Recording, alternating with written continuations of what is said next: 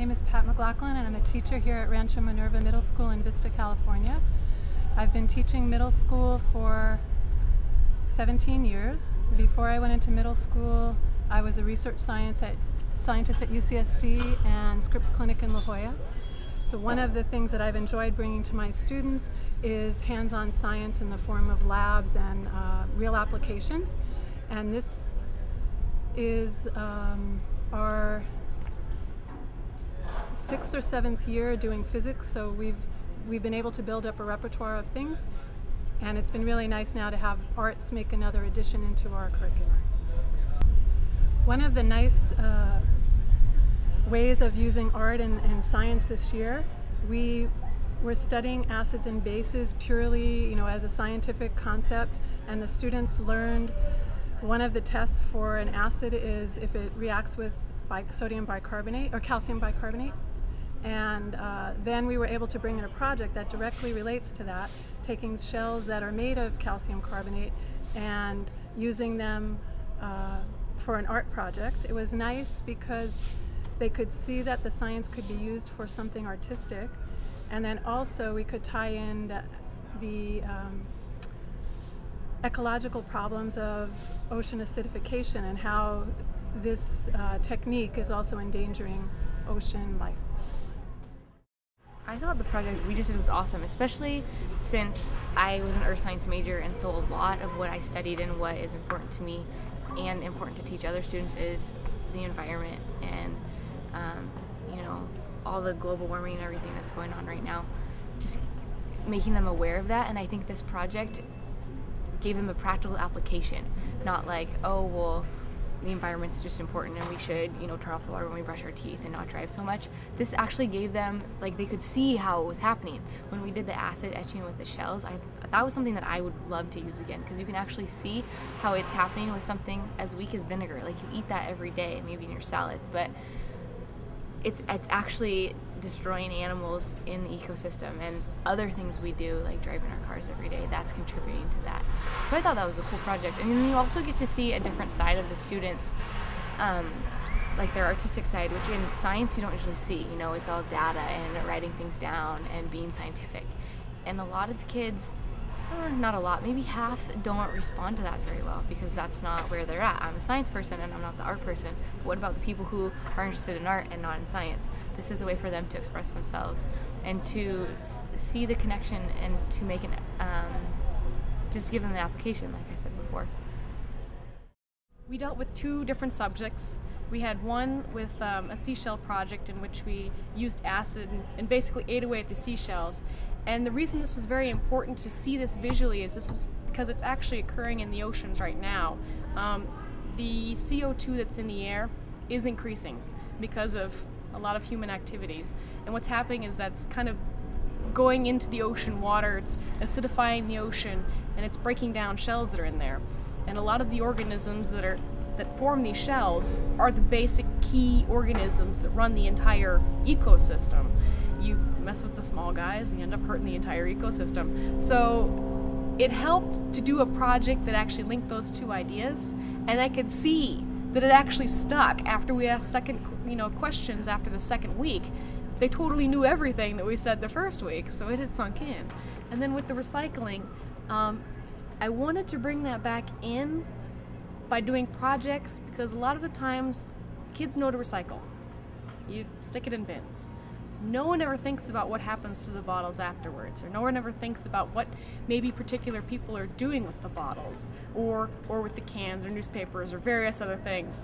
And so this gave them an opportunity to think about possibilities of recycling, what might happen afterwards, what particular artists are doing with this, what particular scientists might be manipulating these simple objects and creating some great, inventions. So that helped drive home the idea to recycle, and also for them to go back home and to use products in a different manner than they might actually think about before this project. I definitely think the information from this project has stuck with the kids a lot more than anything else, at least since I've been here. When I started taking over the class, they were so quiet and they never talked, and to get a response out of anybody was impossible. And since we started this project with the shells, with the found art projects, every day they come into class and they're like, when are we going to work on the projects again? Or are the shells ready? And they don't ever ask. They don't ever come in and say, what are we doing today? Like, they don't want to know. They don't care. So I think they've been a lot more excited about this, and I think probably out of the whole year, this is something they're going to take away saying, wow, like 8th grade was really cool last year because we got to do this art project. I'm Daisy Rosita, and I don't know what this is, I just like my crazy imagination. I put like, this bottom thing is a cup, and then this is a toilet wrapper thingy, and I just like stuck in like ribbons, paper, toothpicks, beads, marbles, balloons, like a lot of things. And yeah. Okay. I'm Michael Childress, and I built like a plane. I built it out of a toilet paper roll. I put like a cup on there, and I used the wheels and used them part of a bottle for the wing and wooden thing. I'm Brianna Brown, and I made this boat. I made it out of the thing that holds eggs and a tissue box. This is a tissue box, and this was toilet paper rolls. This is juice. I cut a hole in it so it could be like the window. I got a little stick and just glued some paper onto it for the flag. And all of this is recyclable stuff. And I covered it all in foil. My name's Tony Rodriguez, and I made this pig in my science class. And this is a what is it? A bottle of antibacterial soap. And I just thought it was a pig because I saw the little hole here. It looked like a snout. And the ears, I used Easter eggs.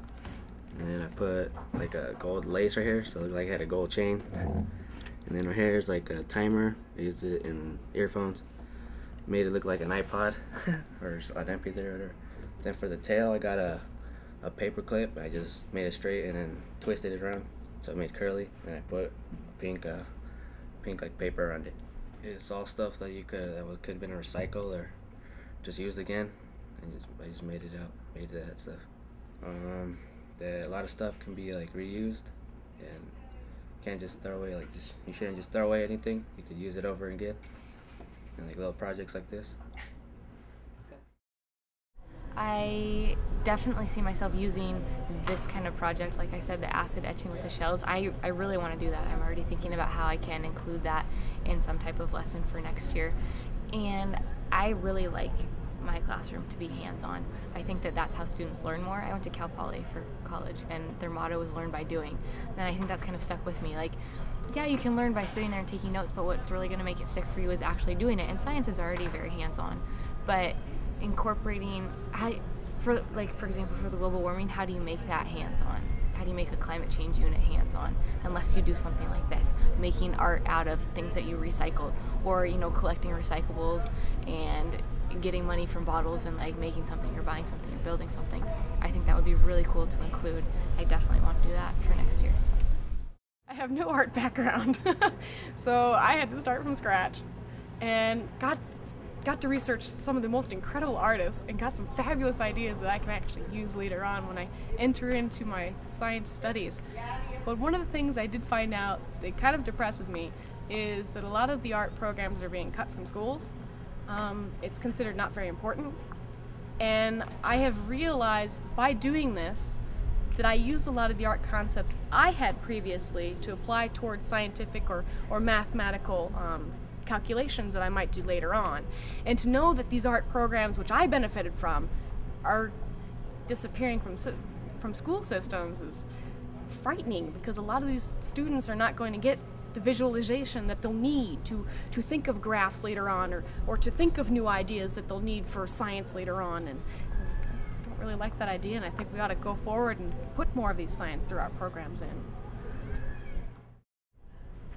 This is definitely not a one-time process for me. I'm really excited about taking, just when you learn anything new, I want to take something concrete. I'm going to take the exact experiment that we did with Judith and use it as part of my acid base unit, and then look throughout the year if there are other projects that I can incorporate that will again help the kids have some time to express themselves and create kind of that emotional quotient to it. Another great aspect of this collaboration has been a chance for me as a science teacher to really just celebrate each of the kids' individual talents and expressions. They have a chance to just do what appeals to them, seeing the materials that are presented. And it's been interesting to see students who are sometimes quiet and reserved really come in each day excited about what we're going to do. And I get a chance to see a new aspect of their personality, and they have the ability to do whatever appeals to them, and it's perfect. It's been nice working with Professor Hersko, because she came in, oh, that's beautiful, oh, that's great, oh, that's wonderful. And I thought, how often do our kids hear that? That just, whatever they're doing is perfect. So it's been nice to be able to interact with them in that way.